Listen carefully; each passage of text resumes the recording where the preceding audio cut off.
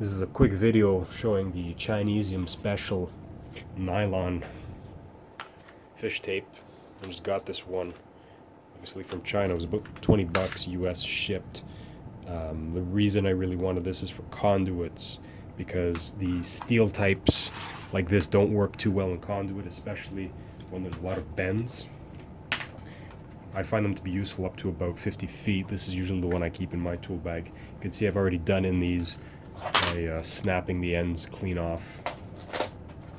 It's a problem with this thing here. This is how they come in factory, but this will get hung up on something and you're just going to break it.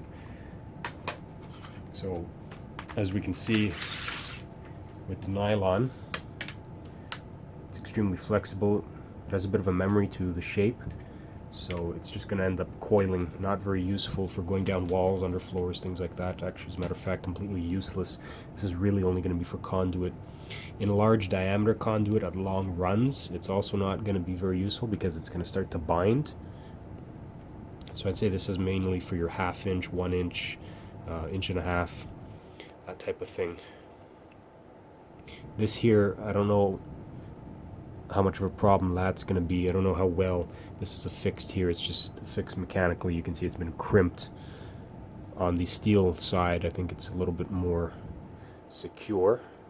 However, you'd probably want to start feeding it without this thing on it, because this is probably just going to end up hanging up on something and binding. This is a bit more of a rigid end. And then afterwards, you're probably going to want to put this on.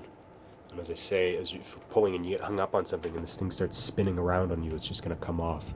So maybe a little blue Loctite would not be bad on this if you're going to be feeding it on with it. But again, I don't know what the deal with that is going to be. It's not fiberglass, it's nylon. The ones out of China claiming to be fiberglass are not. The only ones that I have seen are made by some European companies, and the ones from Klein, of course. However, they're extremely expensive. So that's why I wanted to try out this and see how useful it is. I'll try and get some videos in the future jamming it through conduit and seeing how well it will work. As I say, for comparison, here's the steel type. And you can see that it will remain flat for quite a good distance. The only problem is the more resistance in the raceway, the more it binds, especially if you're feeding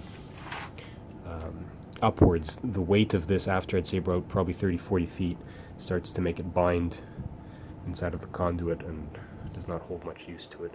These here, they will get hung up if you're pulling this way, so you always want to tape these down. So anyways, that's what the nylon fish tape looks like. This is about how flexible it is and good for small to medium diameter conduits.